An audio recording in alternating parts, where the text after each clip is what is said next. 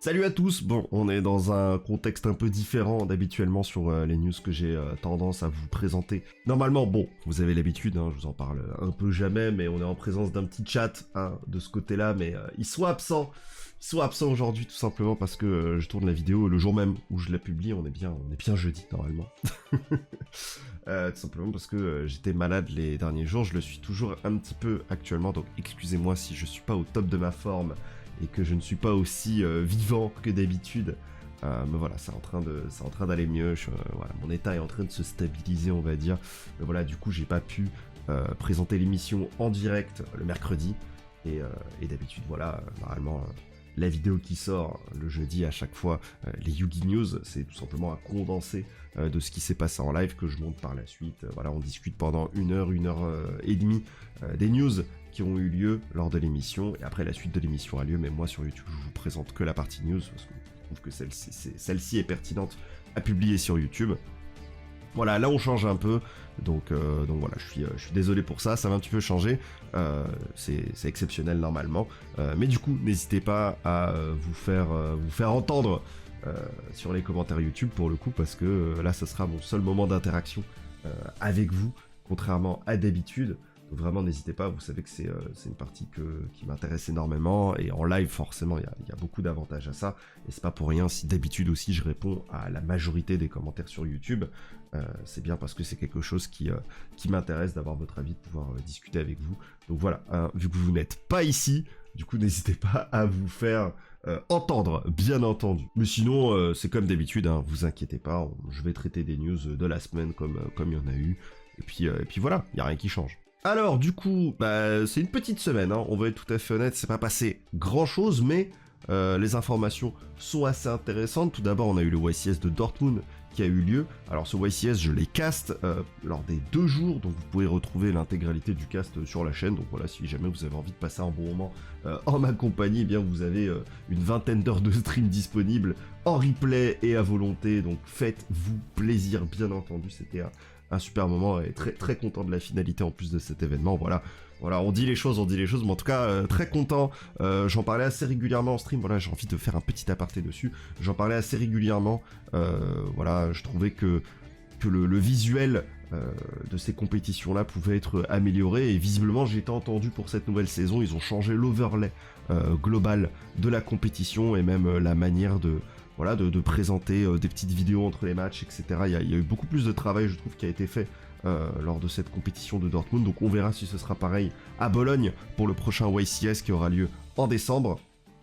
Mais je suis très excité, évidemment, si ce sera possible, je le casterai sans aucun problème. Mais voilà, en tout cas, très content de cette amélioration. Et après tout, c'est ce dont le jeu a besoin. Et je pense qu'ils ont peut-être compris avec les Worlds que on prend un petit peu quand même cet aspect au sérieux, et qu'il faut quand même présenter quelque chose d'un peu plus intéressant. Et ils ont réussi à nous le faire, donc je suis très heureux. Voilà, j'avais envie de vous en parler, bien sûr. Et puis bon, si vous avez envie de le regarder, n'hésitez pas hein, sur la chaîne Twitch. Voilà, hein, les replays sont dispo, bien sûr. Maintenant, passons aux vraies news. On va avoir du coup la sortie d'Age of Overlord qui va pas tarder. Forcément, vu que l'extension va pas tarder à sortir, on commence à avoir pas mal d'informations qui commencent à circuler. Alors ça commence doucement, on est quand même sur quelque chose d'assez maigre, mais voilà, alors, on se contente bien sûr du début, et puis au fur et à mesure, voilà, on continuera à en parler. Alors la première information qu'on peut avoir, c'est voilà, la confirmation. Alors c'était plus ou moins sûr parce que ça fonctionne toujours comme ça avec les exclus TCG. On va avoir 7 premières cartes lors de la première extension de leur lancement, et puis 7 autres cartes lors de la seconde extension, celle qui suit tout simplement, pour pouvoir terminer, pas le lore, mais voilà tout simplement le concept. On a eu ça avec Goldpride, on a ça avec Tistina, du coup, donc on va avoir ici 5 cartes Tistina qui nous sont teasées, plus les 2 dernières. Alors je vais être très honnête, hein, j'apprécie énormément les arts, notamment de ces 2 là, très colorées, très vivantes. Voilà, est-ce qu'on peut théoriser? Je pense qu'ici on a que des cartes magie, très sincèrement, et ici je pense qu'on a au minimum 2 monstres, possiblement une piège ou 2, et après voilà, peut-être une magie, notamment la carte qui est hop, juste ici, qui serait peut-être une magie. Voilà, bon, c'est dur à déterminer, et du coup c'est vrai que ça me fait encore plus poser de questions sur la pertinence au niveau des artworks de Chien de Meute et Sentinelle, que j'ai juste ici, qui du coup dénote énormément avec tout le reste de l'archétype. Je vais être tout à fait honnête, bon, j'ai tout l'archétype Tistina, donc c'est un archétype voilà, qui me fait de l'œil, je suis assez intrigué, j'espère que ce sera intéressant et qu'ils réussiront à nous créer quelque chose de cool, parce que le deck va en avoir besoin, hein. Pour l'instant, à 7 cartes, le truc est plus ou moins injouable, malheureusement. Et on espère qu'ils se seront réveillés et qu'ils arriveront à nous produire quelque chose de plus intéressant. J'ai quand même un peu peur parce que les 2 cartes Tistina qu'on voit en bas, j'espère vraiment que ce sont des pièges et non pas des monstres. Parce que bon, voilà, si c'est des monstres, je les vois pas trop être d'attribut lumière. Bon, l'archétype, il joue quand même autour de cette mécanique-là, d'avoir des monstres Tistina d'attribut lumière, et du coup, ça peut être un petit peu compliqué. Donc voilà, c'est très difficile de se baser sur uniquement des artworks pour deviner les effets des cartes, et on va pas faire ça, hein, on l'a déjà fait sur cette chaîne et en live, et au final le résultat était décevant, donc je préfère ne rien dire, voilà, juste je suis hype, bien sûr j'attends la suite, et au moins ce sera complété, ça fait plaisir, et au moins les arts sont assez jolis. Évidemment, suite à la sortie de Age of Overlord, on a maintenant pas mal de partenaires Konami qui nous présentent un petit peu les cartes, les archétypes. Alors bon, moi je vous ai déjà présenté un peu en avance toutes ces cartes-là il y a quelques mois, par exemple les cartes Snake Eye, mais ce qui va nous intéresser ici, bah, c'est tout simplement le fait de savoir un petit peu leur rareté, pour comprendre un petit peu comment le pack Age of Overlord va être construit. Est-ce que ça va être un pack intéressant ou pas? Donc voilà, donc pour Snake Eye, on peut voir ici que, bien sûr, le dragon va être une secret rare. Ici, honnêtement, je vais être sincère, c'est pas une grosse surprise. La carte est forte, la carte fait tourner l'archétype. Voilà, va falloir préparer à mettre de l'argent sur le petit dragon. En revanche, pour toutes les autres cartes classiques Snake Eye de niveau 1, j'ai cru comprendre que c'était toutes des super rares. Alors c'est toujours très difficile sur une révélation comme ça visuelle de savoir si elles sont super rares ou en commune, tant que voilà, l'influenceur ou autre ne nous le partage pas. Pour le coup, voilà, je sais que notre cher Yamiro présente un petit peu l'archétype et annonce pas mal de super rares du côté des Snake Eye, donc voilà, je pense qu'on peut faire confiance à ce niveau là vu que le contenu est sponsorisé Konami. Donc voilà, ça devrait aller, niveau révélation, on devrait être bon, mais voilà, donc c'est quand même bon à prendre. Je vous ai pas montré les autres qui sont aussi en rareté commune super, on sait pas trop. En revanche, voilà, les 2 magies ici sont des ultra rares, et ça c'est quand même quelque chose. Tu te dis, oula, le deck va... Voilà, on se dit, non mais ça va, les cartes classiques elles sont en super ou en commune. Tu fais, ouais, mais on a la magie de terrain qui est en ultra, ou on a du coup, voilà, l'autre magie qui va être en ultra aussi. Ce sont des cartes que j'ai déjà présentées, je vous le rappelle, hein, bien sûr. Et c'est vrai que ça, on dirait pas comme ça, mais ça peut vite monter, parce que tout ça c'est sans compter Diable Star. Alors Diable Star, j'ai pas l'info, tout simplement, si c'est une ultra ou une secret, mais on se doute bien que la carte sera pas en commune.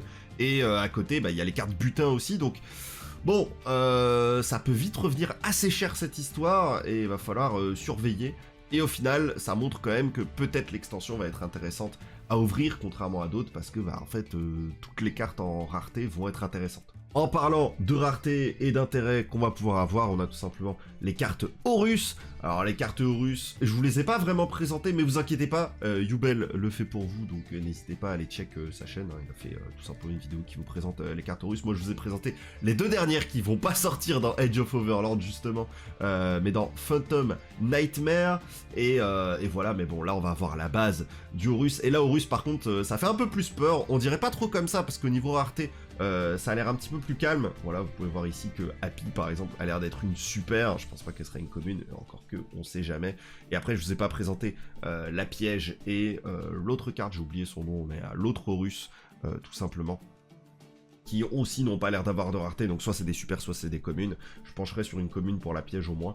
Par contre on a Dwamutef du coup et Imseti qui seront des secrets. Alors le fait qu'Imseti soit une secret, bizarrement ça me surprend pas, parce que c'est la carte principale de l'archétype en réalité, hein, c'est celle qui fait absolument tout à elle toute seule. C'est une secret, c'est une x3, donc bon voilà, va falloir serrer un petit peu le porte-monnaie.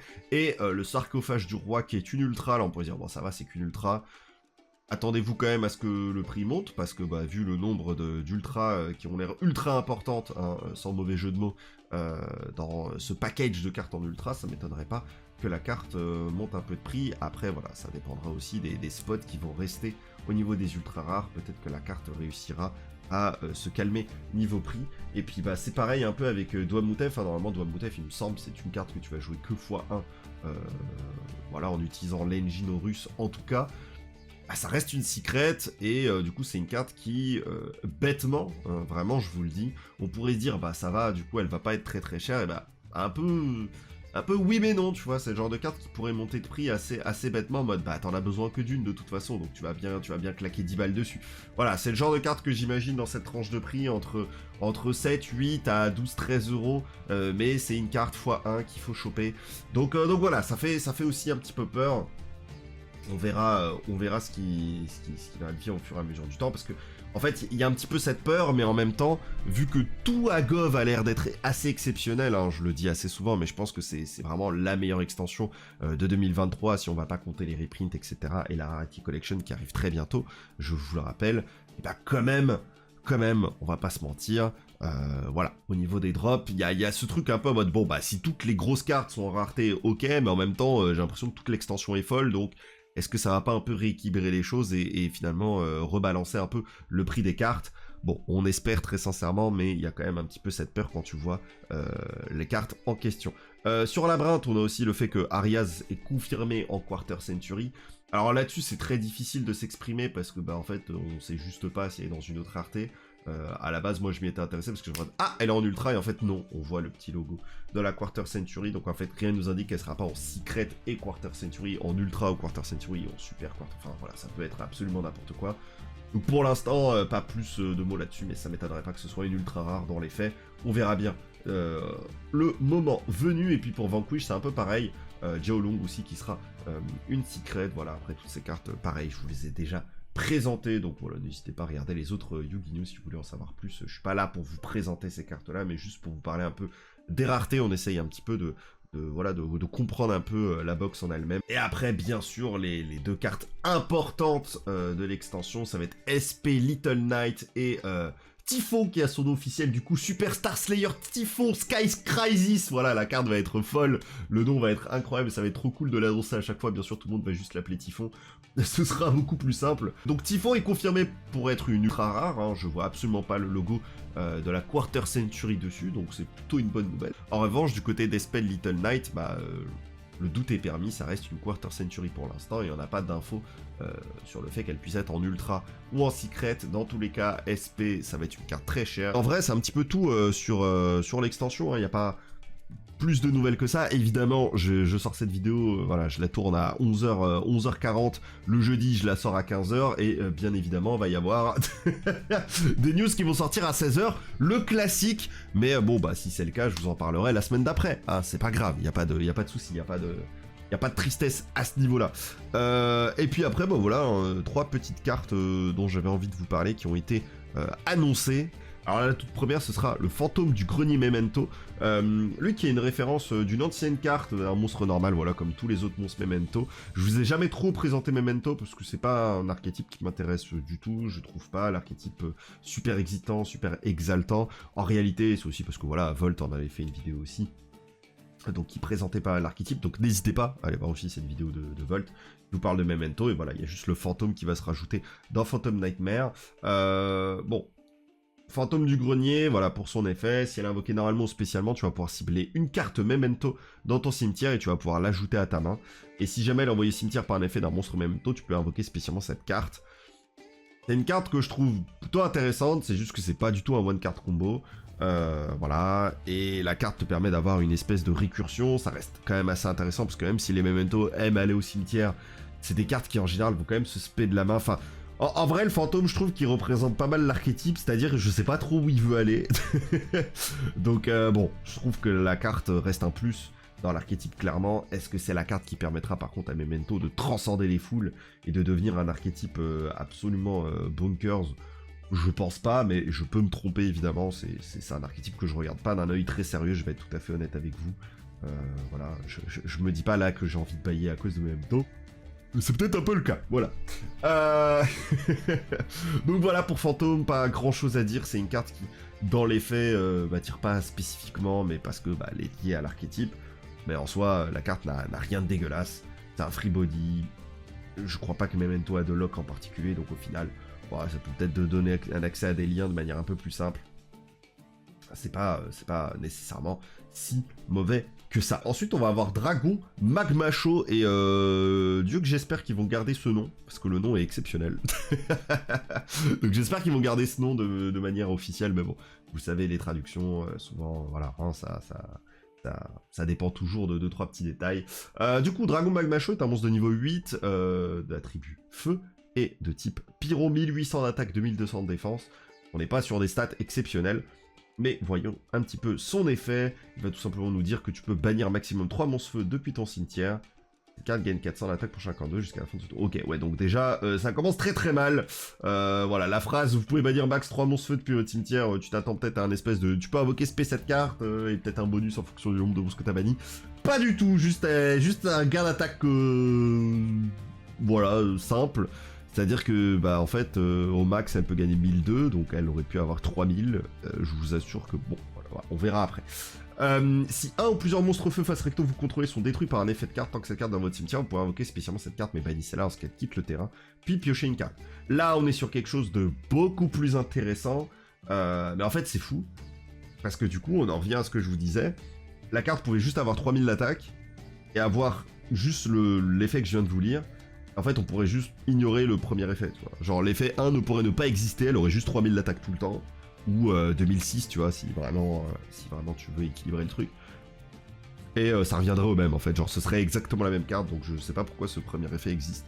Je le trouve assez mauvais. Si son concept, c'est qu'il puisse gagner de l'attaque, bah, tu pourrais dire que juste c'est le dernier effet que tu peux utiliser qu'une fois par tour, mais le premier, tu bannes à balle, et puis la carte, elle peut gagner 400, enfin, c'est bon. Pour chaque monstre que tu bannes, elle gagne 400 d'attaque, c'est pas non plus une dinguerie monumentale, tu vois. Je pense que ça aurait pu être beaucoup plus intéressant et un peu plus spicy dans les faits. La carte, je la trouve pas dégueulasse parce qu'elle est niveau 8. Elle va se comboter évidemment avec tout ce qui va être Fire King, qui sortira à peu près au même timing. Voilà, donc elle permettra de faire la X68, etc. La carte en main, elle rend un peu fou.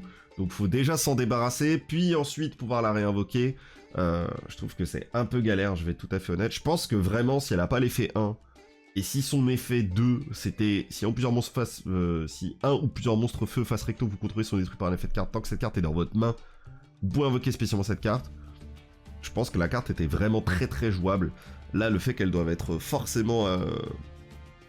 atteindre le cimetière, ça la rend beaucoup plus faible. En fait, je me dis, est-ce que les decks qui pourront en profiter? Évidemment, on pense tout de suite à Fire King, peut-être qu'il y aura d'autres decks.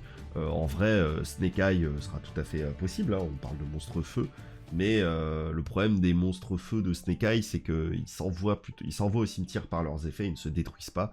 Donc du coup, voilà, on va dire que la synergie n'est pas la même, mais peut-être qu'il y en aura d'autres, et peut-être qu'en commentaire, vous en trouverez une. Voilà, je pense sincèrement que la carte est juste destinée à être une commune dans l'extension, ou au mieux une super rare, mais que la carte ne fera rien de plus et qu'elle sera peut-être pas particulièrement jouée. Au mieux, elle sera jouée un peu dans Fire King, mais j'ai des gros doutes là-dessus. En revanche, sur la toute dernière carte, là, bon, je vais pas vous mentir que le titre dépend peut-être de cette carte. Je vais être tout à fait honnête, c'est peut-être tout à fait possible. On a du coup Mutation Inverse qui a été annoncée toujours pour Phantom Nightmare. La carte me fait très très peur, voilà, donc j'avais envie d'en discuter avec vous. L'effet de la carte, c'est qu'elle dit tu peux sacrifier un monstre fusion ou synchro en cost pour ensuite invoquer spécialement un monstre du même niveau d'origine depuis ton deck, mais tu le renvoies à la main durant la end phase et tu ne peux activer qu'une mutation inverse par tour. C'est une carte de zinzin mental. Je trouve la carte très inquiétante, c'est une magie normale. Alors j'ai vu des gens se plaindre que c'était pas une magie jeu rapide, mais les gars, allez vous faire soigner. Le fait que ce soit une magie rapide aurait rendu cette carte absolument broken.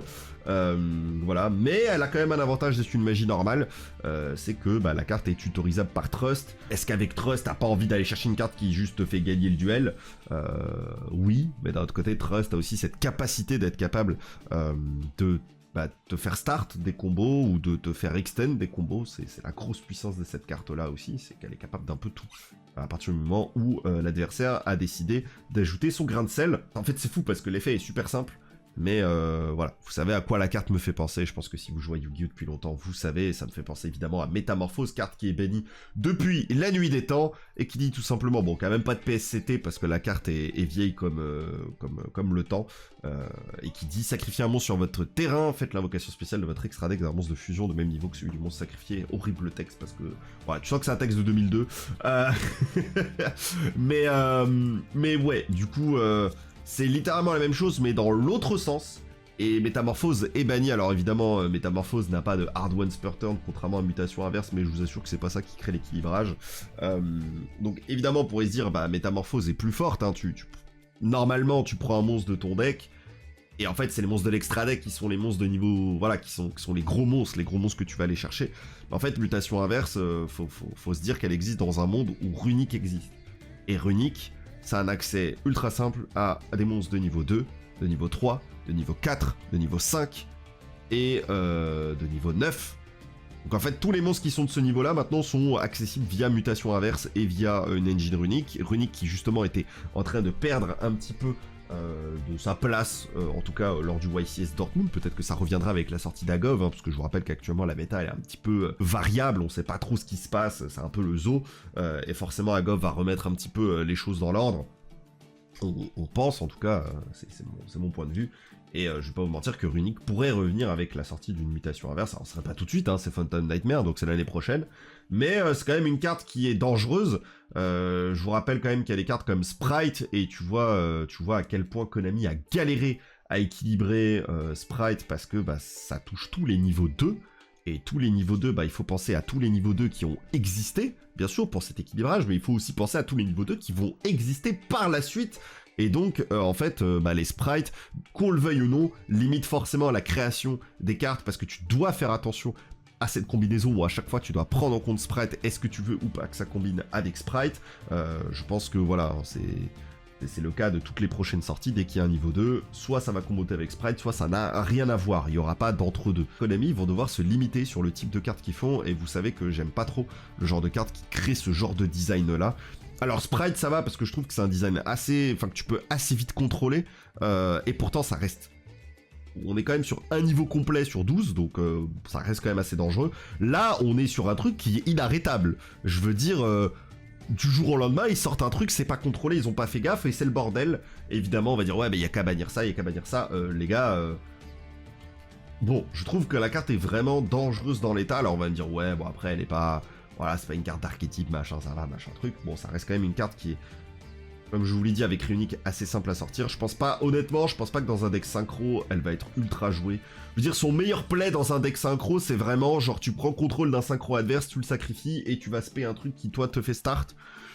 Bon, les synchros actuellement qui sont joués, elles sont level 10, donc faut avoir des monstres de level 10 dans son deck qui sont invocables spécialement directement. J'ai quand même des gros doutes là-dessus. Sur le synchro, et surtout bah, la majorité des decks synchro sont quand même construits pour que ton main deck fasse pas grand chose si ce n'est des giga combos pour invoquer des synchros. Enfin l'objectif c'est les synchros, vous voyez ce que je veux dire.